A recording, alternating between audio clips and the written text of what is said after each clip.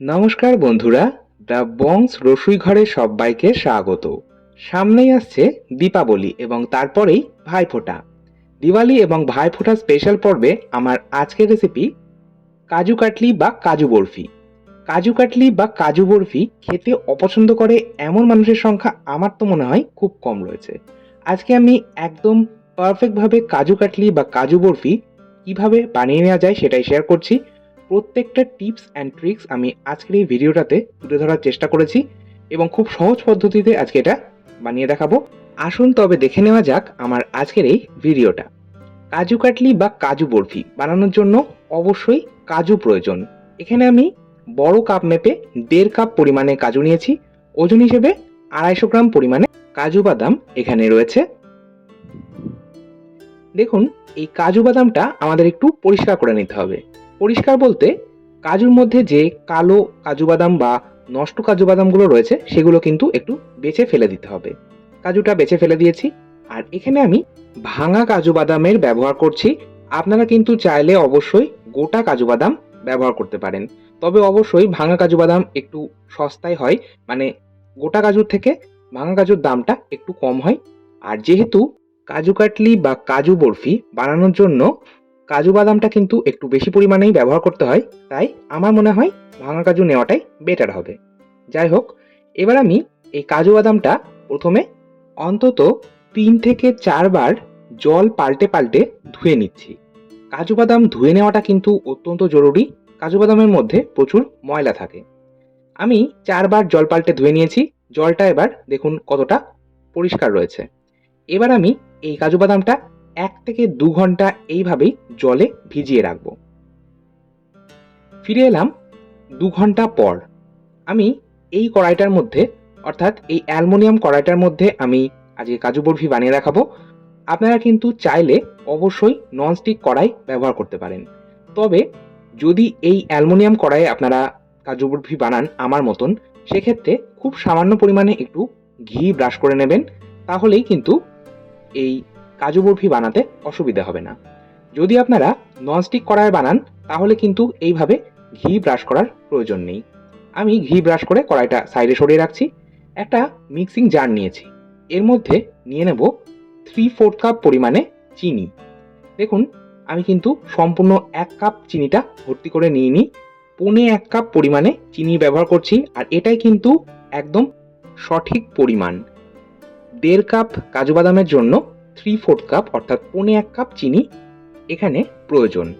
এবার আমি ফ্লেভারের জন্য 5টা ছোট এলাচ দিয়ে দিলাম।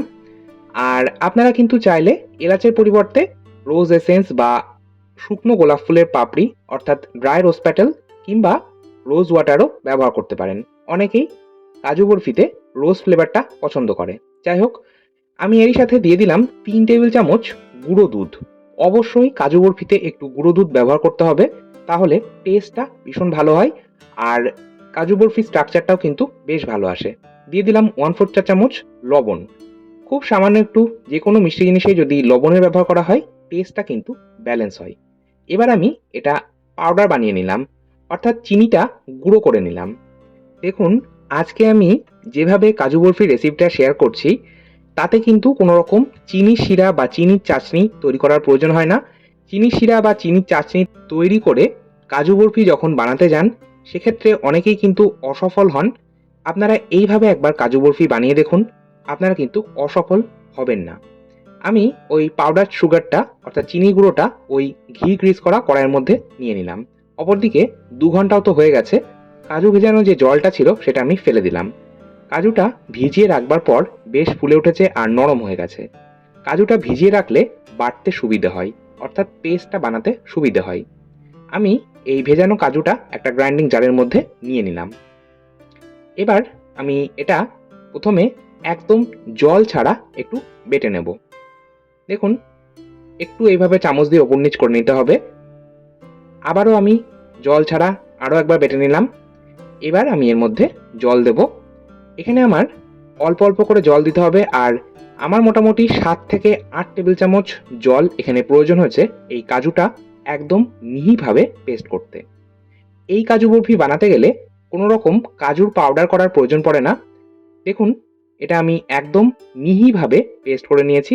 ঠিক এইরকমভাবে পেস্টটা বানিয়ে নেবেন। এবার আমি আবার ওই একই কড়াই নিয়ে নিয়েছি, যাতে ঘিটা মাখিয়ে চিনি গুঁড়ো রেখেছিলাম। এবার ওরই মধ্যে আমি এই কাজু বাটাটা মিশিয়ে নিচ্ছি। আমি কিন্তু কড়াইটা এখনো গ্যাস ওভেনে বসাইনি। এই চিনির গুঁড়ো আর কাজু বাদামের পেস্টটা মিশিয়ে নেব। গ্যাস ওভেনে না বসিয়ে এইভাবে প্রথমে যদি একটু মিশিয়ে নেওয়া হয় তাহলে ভীষণই সুবিধা হয়। এইটা হচ্ছে সবথেকে সহজ পদ্ধতিতে কাজু বরফি বানানোর রেসিপি আমি দেখাচ্ছি। আপনারা এইভাবে একবার কাজু বরফি বানিয়ে দেখবেন, আপনারা কিন্তু একবারেই সফল হবেন। দেখুন, একটা আমি পলিথিন ব্যাগ নিয়েছি। এই পলিথিন ব্যাগের মধ্যে একটু ঘি মাখিয়ে নেব। আপনারা চাইলে বাটার পেপারও কিন্তু ব্যবহার করতে পারেন।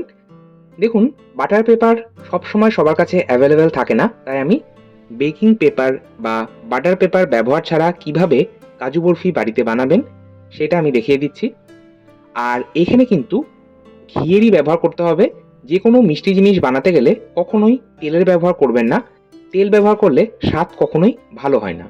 যাই হোক, আমি এইবার এই কড়াইটা গ্যাস ওভেনে বসিয়ে দিয়েছি। এটা এবার অনবরত নাড়াচাড়া করতে হবে। আর গ্যাসের ফ্লেমটা কিন্তু লো টু মিডিয়ামে রেখেছি। গ্যাসের ফ্লেমটা লো টু মিডিয়ামে রেখেই এই কাজটা করতে হবে। একটু ধৈর্য ধরে সময় নিয়ে করতে হবে, তাহলে কিন্তু রেজাল্টটা খুব ভালো পাবেন। আমি আরও 1 টেবিল চামচ গুঁড়ো দুধ এখানে দিয়ে দিলাম। গুঁড়ো দুধ ব্যবহার করা হলে খুব সুন্দর একটা টেস্ট হয়। গুঁড়ো দুধের পরিবর্তে আপনারা মাওয়া বা ক্ষীর গ্রেট করে ব্যবহার করতে পারেন। দেখুন, এটা অনবরত নাড়াচাড়া করতে হবে, না হলে কিন্তু নিচে লেগে যাবে। আর গ্যাসের ফ্লেমটা কিন্তু অবশ্যই লো টু মিডিয়ামে রাখতে হবে। 10 থেকে 12 মিনিট এটা আমি লো টু মিডিয়াম ফ্লেমে নাড়াচাড়া করছি। এটা ধীরে ধীরে এইরকম শক্ত হয়ে এসছে এবং কড়াই থেকে ছেড়ে আসছে। এটা পারফেক্ট হয়েছে বুঝবেন কিভাবে? আমি কিছুটা এখান থেকে একটা চামচের মধ্যে তুলে রাখলাম, একটু ঠান্ডা করে নিচ্ছি। আর অপরদিকে গ্যাস ওভেনটা কিন্তু বন্ধ করে দিয়েছি। দেখুন, আমি কিছুটা চামচে তুলে রেখেছিলাম, সেটা এইরকম বলের মতন তৈরি করা যাচ্ছে। তার মানে আমাদের এই কাজু বরফির যে ডোটা বানাচ্ছি তাতে কিন্তু পারফেক্টভাবে পাকটা চলে এসেছে। আমি চলে যাচ্ছি নেক্সট স্টেপে। যে পলিথিন ব্যাগটার মধ্যে ঘি মাখিয়ে রেখেছিলাম সেটা আমি খুলে নিলাম। এবার কাজুর এই ডোটা আমি ওই ঘি মাখানো পলিথিন ব্যাগের ওপর নিয়ে স্প্যাচুলা দিয়ে এইভাবে নাড়াচাড়া করছি, যাতে এটা একটু ঠান্ডা হয়ে যায়। আর দেখুন, এই কাজু বরফি বানাতে কিন্তু খুব একটা বেশি কিছু উপকরণ প্রয়োজন হয় না, কিন্তু খেতে হয় অসাধারণ। তবে একটু সময় নিয়ে ধৈর্য ধরে এটা বানাতে হয়।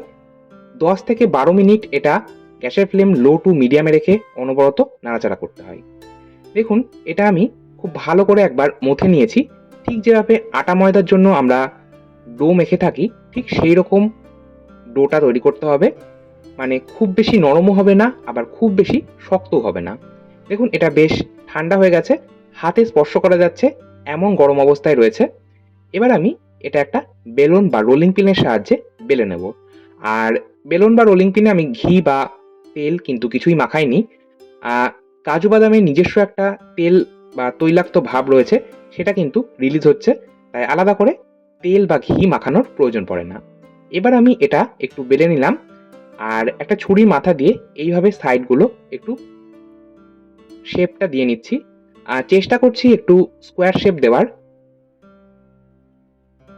এই কাজটা আপনারা কিন্তু একটা স্কেলের সাহায্য করতে পারেন, মানে বাচ্চাদের যে স্কেল থাকে সেটার সাহায্য করতে পারেন। আর দেখুন, এটা কিন্তু খুব বেশি পাতলা করবেন না। আমাদের এই করের হাফ কর করতে হবে। হাফ কর মানে হলো হাফ ইঞ্চি। কাজু বরফি মোটামুটি হাফ ইঞ্চি থেকে 1 ইঞ্চির মধ্যেই রাখতে হবে।